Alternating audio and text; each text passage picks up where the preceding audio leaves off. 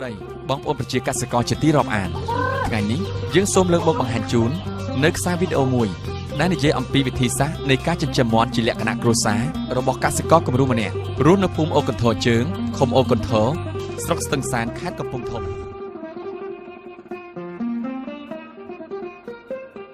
អ្នកស្រីនឹងលោតដែលមានបច្ចេកទេសនិងបទពិសោធន៍ក្នុងការចិញ្ចឹមមាន់ទទួលបានជោគជ័យ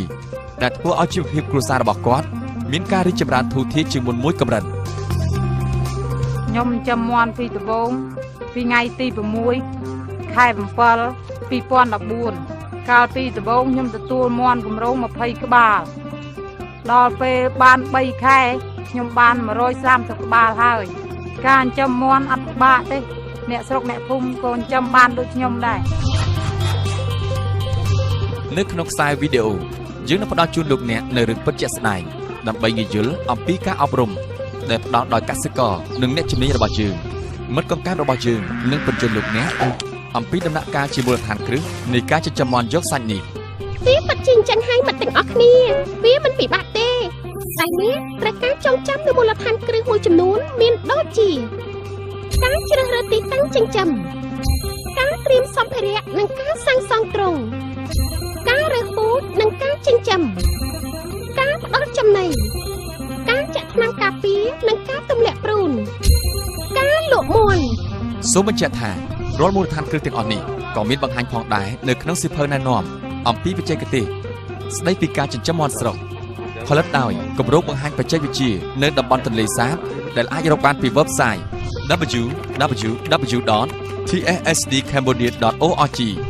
សៀវភៅនេះគឺជាចំណេះដឹងបន្ថែមដ៏មានសារៈសំខាន់ទៅលើខ្សែវីដេអូនេះបើសិនជាអ្នកចង់បាននូវការយល់ដឹងកាន់តែច្រើនអំពីការចិញ្ចឹមមាន់ស្រុកអ្នកអាចរកវាបានផងដែរពីអ្នកជំនាញកសិកម្មនៅប្រចាំខេត្តឬស្រុករបស់អ្នកជាការចាប់ផ្ដើមអ្នកត្រូវការត្រៀមនៅសម្ភារៈមួយចំនួនអ្នកត្រូវការដីធំល្មមបង្គោលឈើឬបន្ទះឫស្សីសំណាញ់សំបកបាយស្បូវផ្លាក់ថ្នោតតាំងកសីស្នុកទឹកស្នុកចំណីបង្គីឬល្អីកំបោរនិងថ្នាំសម្លាប់មេរោគចំណាយសរុបអស់ប្រមាណជា100000រៀលប៉ុន្តែឈប់ប្រហែលជាអស់ច្រើនជាងនេះព្រោះអ្នកនឹងចំណាយទិញកូនមាន់វ៉ាក់សាំងនិងចំណីទៀតយើងនឹងបង្ហាញពីចំណុចនេះនៅពេលក្រោយជាដំបូងយើងមកមើលពីរបៀបសង់ទ្រុងមាន់សិនវាប្រហែលជាត្រូវការឲ្យអ្នកចំណាយពេលយ៉ាងតិចក៏មួយថ្ងៃដែរក្នុងការសង់ទ្រុងតូចល្មមឥឡូវសូមពិនិត្យមើលទីតាំងសង់ទ្រុងមាន់ត្រូវមានទីធ្លាទូលាយខ្ពស់មានខ្យល់អាកាសល្អនិងស្ងួតសម្រាប់ការចិញ្ចឹមមាន់ចំនួន20ក្បាលត្រូវការដីពី60ទៅ80ម៉ែត្រការ៉េទីធ្លាចិញ្ចឹមត្រូវមានពណ៌សំណាញ់កុំឲ្យមាន់ចេញទៅក្រៅបានជៀសវាងការឆ្លងជំងឺទ្រុងត្រូវមានទទឹង5ម៉ែត្រនិងបណ្ដោយ10ម៉ែត្រហើយត្រូវសង់ឲ្យខ្ពស់ផុតពីដីងាយស្រួលបោសសម្អាតលាមកមាន់បាតនិងជញ្ជាំងទ្រុងអាចធ្វើពីបន្ទះឫស្សីឬសំណាញ់ដែកបាតទ្រុងត្រូវក្រាលអង្កាមឬកំទេចអាចរណាដើម្បីរក្សាកម្ដៅនៅតាមជញ្ជាំងនិងដំបូលត្រូវដាក់សំបកបាវឬក្រដាសដើម្បីកាត់បន្ថយកម្ដៅនៅពេលថ្ងៃនិងពេលយប់យើងអាចធ្វើដំបូលដោយប្រក់ស្បូវឬស្លឹកត្នោតនិងមានទ្វារដែលធ្វើពីឈើឬឫស្សីក្នុងទ្រុងក៏ត្រូវមានទ្រនំឬរៀនសម្រាប់មាន់ដេងដែលមានកម្ពស់ប្រហែល7តឹងប៉ុន្តែត្រូវធ្វើឲ្យទាបជាងសំបុកក្រាបពងនិងត្រូវធ្វើចណ្ដើរសម្រាប់ឡើងផងដែរបាទហើយកូនមាន់យើងលក្ខណៈគឺទ្រុងហ្នឹងយើងធ្វើខុសពីមាន់ធំដោយសារកូនមាន់វាត្រូវការកម្ដៅដើម្បីឲ្យទ្រុងកាយរបស់វាឲ្យរឹងមាំអញ្ចឹងយើងធ្វើទ្រុងតូចហើយយើងដាក់ប្រទាំងវាហើយបើសិនជាយើងពុំមានលទ្ធភាពទេយើងអាចដាក់មេសម្រាប់ឲ្យវាក្រងបានមួយអាទិត្យទៅយើងចេញបើសិនជាយើងចង់លះឲ្យមេរបស់វាឆាប់រោឈ្មោលយើងដាក់ដោយឡែកហើយយើងអាចផ្ដល់កម្ដៅវានៅពេលយប់យើងអាចដុតធ្យូងឬក៏យើងអាចប្រើជាការនិយាយនៃកម្ដៅរបស់វាការកម្ដៅបានល្អកូនមាន់របស់វានឹងមានរឹងមាំឥឡូវនេះអ្វីមានអស់ហើយប៉ុន្តែចុះឯណាទៅកូនមាន់ជាទូទៅពូជមាន់ក្នុងស្រុកមានលក្ខណៈសមស្របសម្រាប់ស្ថានភាពកសិករនាពេលបច្ចុប្បន្នបើអ្នកចិញ្ចឹមចង់បានផលិតកម្មសាច់ខ្ពស់និងលូតលាស់លឿនត្រូវយកពូជមាន់ក្នុងស្រុកបង្កាត់ជាមួយពូជកូនកាត់នាំចូលឬមាន់បិសាចប៉ុន្តែត្រូវរើសពូជនាំចូលណាដែលមានសម្បុរប្រហាក់ប្រហែលនឹងពូជក្នុងស្រុកព្រោះវាមានតម្រូវការទីផ្សារខ្ពស់ ការជ្រើសរើសមាន់មកចិញ្ចឹមមាន3ប្រភេទគឺការជ្រើសរើសកូនមាន់បាមាន់និងមេមាន់ចំពោះកូនមាន់ត្រូវជ្រើសរើសមាន់ណាដែលមានរាងល្អឃ្លាវខ្លានិងជើងពណ៌លឿងហើយដែលមានប្រភពចេញមកពីមេបាដែលមានសុខភាពល្អកូនមាន់ដែលមានរោមស្អិនពោះធ្លាក់និងពណ៌ខៀវមិនត្រូវយកមកចិញ្ចឹមទេជាការប្រសាអ្នកចិញ្ចឹមគួរទិញកូនមាន់ពីកន្លែងភ្ញាស់កូនមាន់របស់កសិករដែលគាំទ្រដោយគម្រោង TSSD ឬ TSTD ពីព្រោះមានការចាក់វ៉ាក់សាំងត្រឹមត្រូវរួចជាស្រេចចំណែកឯការជ្រើសរើសបាមាន់វិញត្រូវរកបានដែលមានសុខភាពល្អមានជើងពណ៌លឿងមានទម្ងន់2គីឡូកន្លះនិងអាយុចាប់ពី9ខែឡើងទៅតែមិនឲ្យលើសពី3ឆ្នាំហើយមានប្រភពពីមេបាដែលមានកូនច្រើននិងគ្មានជំងឺឆ្លងការជ្រើសរើសមេមាន់គឺយកមេមាន់ដែលគ្មានជំងឺខ្លាំងមាំមួនមានជើងពណ៌លឿងនិងមានអាយុចាប់ពី7ខែឡើងទៅដោយមានទម្ងន់ 1.7 គីឡូក្រាមមេមាន់នោះត្រូវមានប្រភពចេញពីមេបាណាដែលអាចផ្ដល់កូន4សាក្នុងមួយឆ្នាំនិងមានពងចាប់ពី10ទៅ12ពងដោយមានអត្រាញាស់ចាប់ពី8ក្បាលឡើងទៅមេនិងបាមាន់គួរមានស្រកាជើងក្រាស់ល្អជើងមាំសេក្រហមស្បែកកស្ដាងទន់បាមួយសម្រាប់តែមេពី5ទៅ7ក្បាលប៉ុណ្ណោះប៉ុន្តែជាការប្រសាដាក់បាមួយជាមួយនឹងមេ6ក្បាលយើងត្រូវជ្រើសរើសកូនពី2ទៅ3ក្បាលពីមេបាល្អក្នុងមួយចំនួនសម្រាប់ទុកពូជល្អកាលពីដំបូងខ្ញុំអត់ដឹងហើយខ្ញុំដាក់ឈ្មោលមួយមេ20ដល់ពេលមេវាទៅក្រាបដាល់ឲ្យវាអត់ញាស់ខាតពងមាន់ខ្ញុំ10សបុកយើងត្រូវបែកចែកប្រភេទមាន់អាយុកាលរបស់មាន់បើមាន់ធំបើថាមាន់សម្រាប់ពងហ្នឹងយើងដាក់ម្លែកហើយមាន់ជំទួងយើងដាក់ម្លែកហើយកូនមាន់យើងបែកជាពិសេសយើងមិនឲ្យវានៅជាមួយគ្នាកាលណាវានៅក្តុំគ្នាការស៊ីចំណីរបស់វាមិនបានស្មើគ្នាទេអញ្ចឹងត្រូវយើងចែក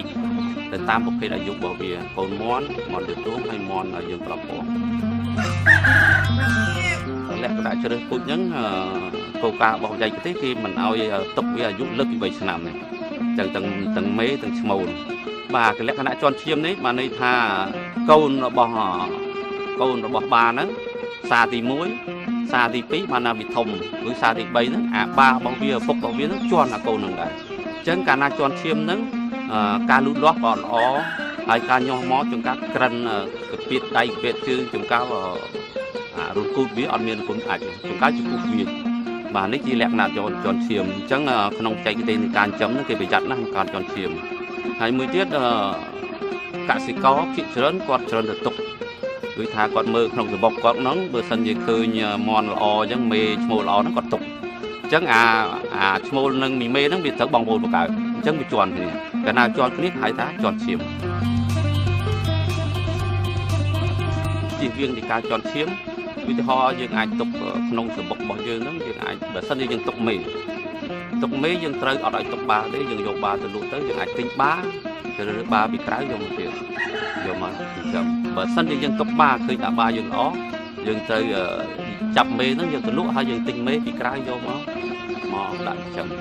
បាទប៉ុន្តែក្នុងការហ្នឹងគ្រាន់តែយើងជ្រើសរើសប្រយ័ត្នប្រយែងថាតើតើប្រយ័ត្នវាប៉ះពាល់ទៅនឹងជំងឺឆ្លងយើងត្រូវពិនិត្យមើលឲ្យដឹងទៅសុខភាពល្អមើលនេះកូនមាន់របស់យើងបានចូលមករស់នៅក្នុងផ្ទះថ្មីហើយឥឡូវនេះបែបភ្លាមហើយតាមធម្មតាមាន់ត្រូវផ្ដល់ចំណីបានពី2ទៅ3ដងក្នុងមួយថ្ងៃដោយលេខបញ្ចូលគ្នារវាងចំណីបើ 50% និងមុខចំណីមានកន្ទក់ចុងអង្ករស្រូវជាដើមចំនួន 50% ដែរប្រសិនបើយើងមិនចង់ទិញចំណីឧស្សាហកម្មយើងក៏អាចផ្សំចំណីដោយខ្លួនឯងបានដែរដោយប្រើប្រាស់វត្ថុធាតុដើមដែលមាននៅក្នុងតំបន់របស់យើងនិងផ្សំឲ្យមានប្រូតេអ៊ីនប្រមាណ 19% ការផ្ដល់ចំណីហ្នឹងយើងត្រូវការសារធាតុអស់4យ៉ាងទី1គឺសារធាតុហៅថាប្រូតេអ៊ីនបាទប្រូតេអ៊ីនហើយទី2ហៅថាសារធាតុធម្មពលទី3ហៅថាពពួកវីតាមីនហើយជីវជាតិហើយទី4ហៅថាពួកមីនរ៉ែលសមាសធាតុចំណីដែលមានសារធាតុទាំងនោះរួមមានមុខចំណីដែលសម្បូរជាតិសាច់ឬប្រូតេអ៊ីនអាចមាននៅក្នុងកាកសណ្តែកសៀងស្លឹកកន្ធុំថេតស្លឹកដំឡូងឈើម្សៅត្រីជន្លេនកង្កែបសត្វល្អិតផ្សេងសារធាតុប្រូតេអ៊ីននេះមានសារៈសំខាន់ណាស់ក្នុងការជួយឲ្យការលូតលាស់សាច់និងការផលិតពងរបស់មាន់បានល្អមុខចំណីដែលសម្បូរថាមពលមាននៅក្នុងពោត កន្ទក់ចុងអង្គកាកដូងសំណល់បន្លែផ្លែឈើដំឡូងជ្វាពពុះស្ករត្នោតកាកសំណល់ប្រេងខ្លាញ់ជាដើមចំណីនេះអាចជួយធម្មពលក្នុងការរស់នៅការស៊ីចំណីនិងការធ្វើចលនាមុខចំណីដែលសម្បូរសារធាតុរ៉ែមានក្នុងសម្បកខ្យងខ្ចៅឆ្អឹងត្រីសម្បកងាវម្សៅ DCP និងអំបិលជាដើមសារធាតុនេះជួយឲ្យឆ្អឹងមាន់លូតលាស់និងបង្កើតសម្បកស៊ុតបានល្អបាទខ្យងខ្ចៅគឺពពួកមីនរ៉ែអញ្ចឹងអាខ្យងខ្ចៅនេះវាជួយឲ្យមាន់ហ្នឹងមានគ្រប់ឆ្អឹងល្អមកទន់ហើយជួយដល់សម្បកពងមកវាអត់ខ្មោចសម្បកពងទន់ពពួកកាល់ស្យូមនេះក៏វាស្ថិតនៅក្នុងហៅថាពួកមីនរ៉ែដែរកាល់ស្យូមហើយនិងផូស្វ័រហ្នឹងគឺធ្វើឲ្យកាលណាខ្វះវាឲ្យផ្លេចនឹងដែរហើយនឹងទុនដៃទុនជើងវាអត់លូតលាស់បាទវាក្រិនហើយនឹងអាចជ្រុំចំណីដែលសម្បូរទៅដោយវីតាមីនមានដូចជារុក្ខជាតិបៃតងស្មៅធៀងស្ពៃត្រកួនចកជាដើមកសិករគួរធ្វើថ្នាលដាំស្មៅនិងត្រកួននៅជិតទ្រុងមាន់ក្នុងការងាយស្រួលផ្ដល់ចំណីបែបនេះឲ្យមាន់ចាលីចំណីមាន់ជាមួយដើមចេកកន្ទក់និងកញ្ចុងអង្គចាខ្ញុំលីនេះដើម្បីកាត់បន្ថយកុំឲ្យយើងចុះលុយខាងពេកមួយថ្ងៃខ្ញុំលី2ដងព្រោះអីខ្ញុំដាក់ឲ្យរៀងច្រើននឹងស្នូកទៅឲ្យវាស៊ីវល់ល្ងាចក្រៅពីលីទៅយើងអាចយកស្រូវទេយកមកបោះឬក៏ដាក់ស្នូកជាប្រចាំឲ្យវាចឹកយើងមានកូនត្រីកូនអីយើងអាចបាច់ឲ្យស៊ីម្ដង2ដងបានដែរក្នុងមួយអាទិត្យពេលខ្ញុំរត់ចំណីរត់ត្រីអត់បានឲ្យវាស៊ីអញ្ចឹងខ្ញុំរកខ្យងយកមកវាយឲ្យវាស៊ីដែរបន្លែប្លុកដូចជាស្លឹកបាសស្លឹកទីយើងបោចបោះទៅវាចឹកវាស៊ីដើម្បីឲ្យមានចំណីពណ៌តងមកវាខ្វះទៀតយើងគួរមានចំណីបំពន់សម្រាប់ឲ្យមាន់ស៊ីទៀនដូចជាជន្លិនក្រហមព្រោះវាសម្បូរទៅដោយប្រូតេអ៊ីនសម្រាប់ឲ្យមាន់លូតលាស់ល្អហើយកសិករអាចចិញ្ចឹមជន្លិនក្រហមដោយខ្លួនឯងបានក្រៅពីចំណីមាន់ត្រូវការទឹកគ្រប់ពេលវេលាដើម្បីលូតលាស់និងផលិតកម្មពងរបស់វាបានល្អ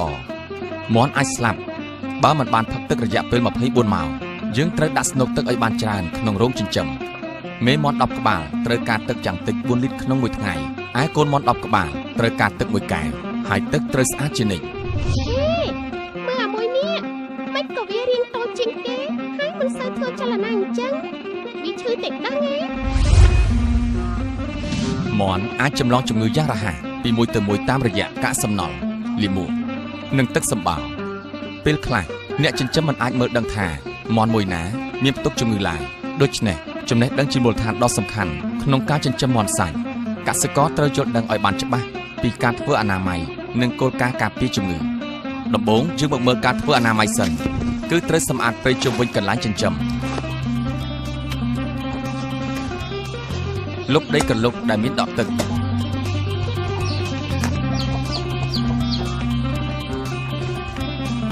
ក្រាលបាតទ្រុងជាមួយអង្កាមឬអាចរណាបោសសម្អាតនិងកាប់លាមករៀងរាល់ថ្ងៃសម្រាប់មេរោគយ៉ាងតិចមួយសប្តាហ៍ម្ដងដោយបាញ់កំបោរសឬបាញ់ថ្នាំ TH4 សម្រាប់មេរោគចាជារៀងរាល់ព្រឹកខ្ញុំប្រមូលអាចមាន់យកទៅធ្វើជីកំប៉ុស្តដើម្បីបាច់ស្រែខ្ញុំនិងផលដំណាំខ្ញុំអាចកាត់បន្ថយថវិកាដែលខ្ញុំទិញជី 70% ត្រូវផ្លាស់ប្ដូរទឹកថ្មីមួយដងក្នុងមួយថ្ងៃមិនត្រូវឲ្យមាន់ផឹកទឹកកខ្វក់និងមិនត្រូវផ្ដល់ចំណីផ្អូមដុះផ្សិតឲ្យមាន់ស៊ីទេការចិញ្ចឹមមាន់ទឹកសំខាន់ណាស់ព្រោះទឹកវាជួយក្នុងការរំលាយអាហាររបស់មាន់ព្រោះមាន់ហើយថាមាន់ជាពពួកបាក់សីអញ្ចឹងត្រូវការទឹកការជំនួយក្នុងការរំលាយអាហារចំណែកឯការធ្វើអនាម័យការពីការឆ្លងជំងឺពីខាងក្រៅមិនត្រូវឲ្យមនុស្សពីខាងក្រៅពិសេសអ្នកទិញមាន់ចូលក្នុងទ្រុងឡើយជៀសវាងការឆ្លងជំងឺពីកន្លែងផ្សេងការចេញចូលក្នុងទ្រុងត្រូវសម្លាប់មេរោគដោយជ្រលក់ស្បែកជើងក្នុងធុងទឹកកំបោរឬបាញ់ថ្នាំសម្លាប់មេរោគជាមុនសិនបើមានមាន់ងាប់ត្រូវកប់ដោយបាញ់កំបោរពីលើឬដុតចោលនិងដាច់ខាតមិនត្រូវបរិភោគមាន់ដែលងាប់ឡើយបន្ទាប់ពីការធ្វើអនាម័យហើយកសិករក៏ត្រូវមានការយល់ដឹងអំពីវិធីការពារជំងឺឲ្យបានត្រឹមត្រូវដែរព្រោះជំងឺភាគច្រើនមិនអាចព្យាបាលបានទេដូច្នេះវិធីដែលល្អបំផុតគឺការចាក់ថ្នាំបង្ការចាក់វ៉ាក់សាំងជាមុនសិនមាន់ដែលអាចចាក់វ៉ាក់សាំងបានគឺនៅពេលវាមានសុខភាពល្អសូមចងចាំថាវ៉ាក់សាំងមួយប្រភេទអាចការពារជំងឺបានតែមួយមុខប៉ុណ្ណោះ ចំណែកវិធីប្រើក៏ខុសគ្នាដែរដូច្នេះយើងត្រូវដឹងឲ្យច្បាស់ពីវិធីប្រើនិងកម្រិតប្រើរបស់វាត្រូវចាក់ថ្នាំការពារដល់មាន់ទាំងអស់និងចាក់ឲ្យបានទៀងទាត់បើវ៉ាក់សាំងនៅសល់ត្រូវដុតចោលកុំទុកប្រើបន្តត្រូវកត់ត្រាចំនួនមាន់ដែលបានចាក់វ៉ាក់សាំងឲ្យបានទៀងទាត់មើលនេះ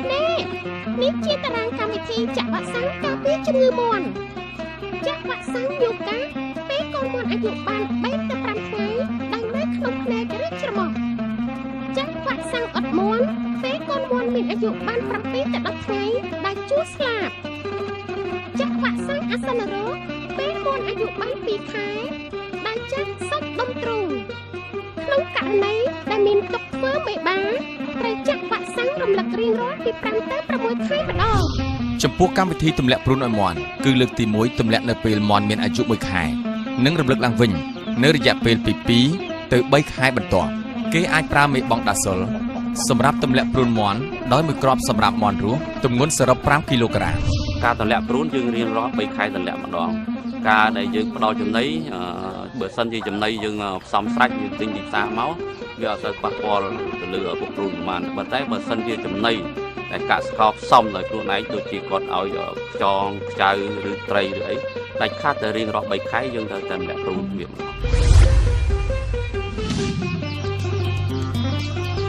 ការចិញ្ចឹមមាន់យកសាច់មានរយៈពេល3ខែកន្លះពេលនោះមាន់អាចមានទម្ងន់ជាមធ្យម 1.2 គីឡូក្រាមមាន់ស្រែរស់មានតម្លៃជាមធ្យមក្នុង1គីឡូក្រាម 2.50,000 រៀលវាអាស្រ័យទៅតាមតម្លៃទីផ្សារអស់រយៈពេល5ខែបានមាន់150ក្បាលតែឥឡូវខ្ញុំចាប់លក់អស់60ក្បាលហើយបានលុយ1លានកន្លះខ្ញុំសប្បាយចិត្តណាស់ពេលបានលុយមកពីការលក់មាន់ហើយខ្ញុំសប្បាយចិត្តនិងពេញចិត្តចែករំលែកបទពិសោធន៍នេះជូនបងប្អូន